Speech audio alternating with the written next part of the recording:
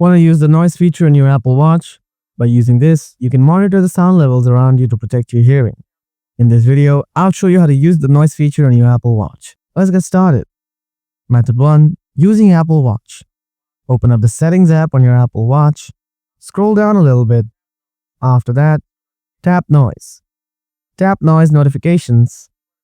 Now choose the decibel level at which you want to be notified.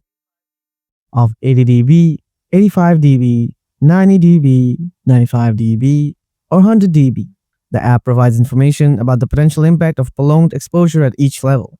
Go back. Now tap Environmental Sound Measurements. Here, you turn this feature on and off. Method 2. Using iPhone. Grab your iPhone, open the Watch app, scroll down a little bit. After that, tap Noise. Now tap Noise Threshold.